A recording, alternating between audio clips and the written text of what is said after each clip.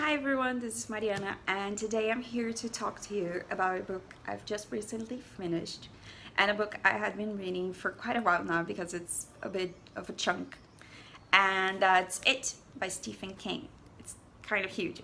My edition is 1100 pages long.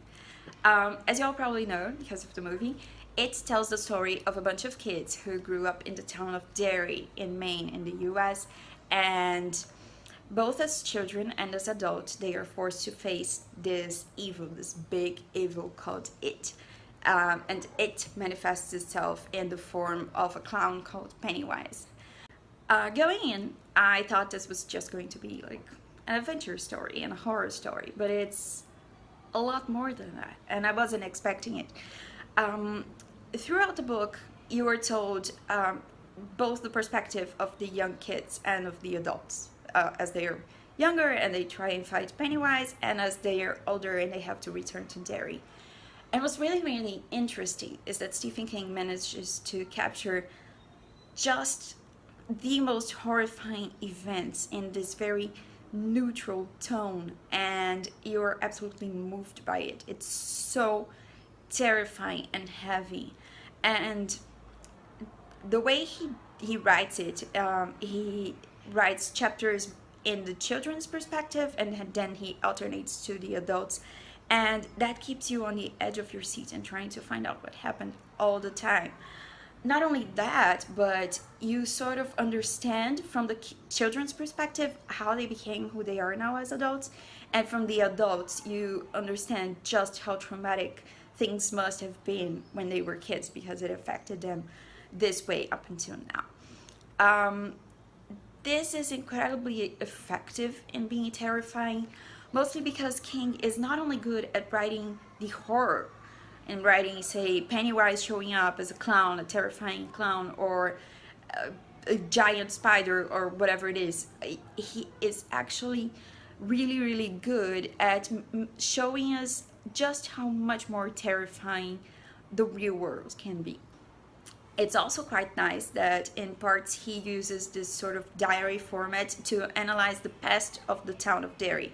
So you even get some information about the town before the kids, because it's clearly not only just about these kids, but also about this town. The town is one of the protagonists of the story. It's really, really interesting because you get to see just how this evil is in the people of Derry through acts of racism and homophobia.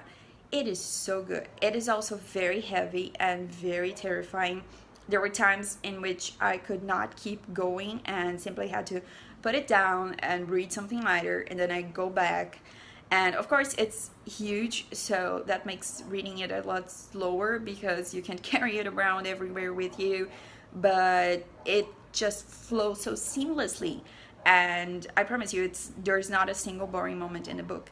In fact, I don't think I could cut a single scene from this book. Every single scene is very important for showing us who these people are and how these events impacted them. I have to add a note to this because I've seen so many reviews on Goodreads that focus on this one detail, and it honestly made me so angry because I don't see how that's even relevant to a review, but people seem to really focus on it, and it's so silly, to be honest. And it's what some reviewers have very eloquently called gangbang, which I believe can also be called an orgy. There is a word for it, which is a bit more classy. There is a scene in which the kids sort of have sex, like they explore their sexuality, and that's not even a spoiler. Like, it's not that relevant to the story, it's just a thing that happens, just like a lot of things happen in this book. And I find it so weird that people get so triggered by it. Like, one, I find it incredibly, I don't even know how to put it, sexist. Because, yeah, sexist, because the scene involves Beverly, a girl, when just 50 pages before we have seen two guys just their age touching each other, and no one seems to care about that scene. But because Beverly is involved in this one, then it's a huge thing and everyone hates it. Some people have called it unnecessary, and honestly, it's very necessary. King uses the scene as a way of showing us this beautiful act of bonding and of both demonstrating childhood and growing up. You know, all these kids are joined by this one act of sort of exploration, and they're using their love. This scene is zero sexual, like it's an act of love.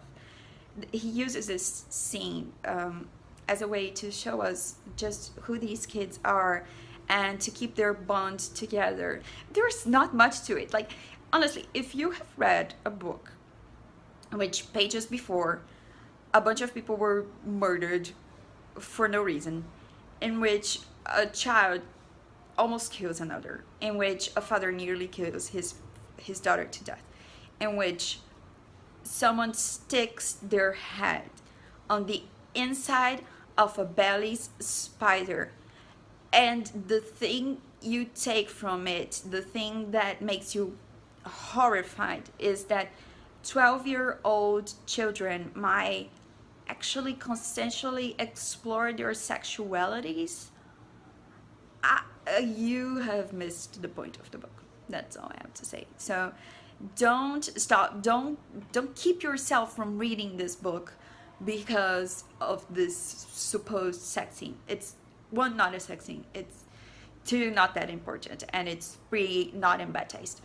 So yeah, just if you want to have a reason to not read this book, maybe lack of time, you know, but that is not one. The book is huge, but it is beautiful, and it is interesting, and it is terrifying, and it is such a beautiful analysis on both being a child and growing up, on forgetting and remembering, on the bonds that keep us together, and on love and hope prospering through hopelessness and horror.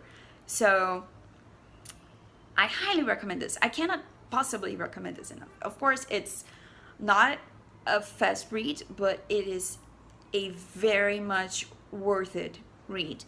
And if you're into horror and you're not easily triggered, because there are some really violent scenes in this one, then I cannot recommend this enough. I find this absolutely essential for anyone who likes the horror genre. This is the equivalent of an epic, of a masterpiece in horror, and it's absolutely perfect, to be honest. I gave it 5 out of 5 stars. I wouldn't change a single word, and I wouldn't improve a single chapter.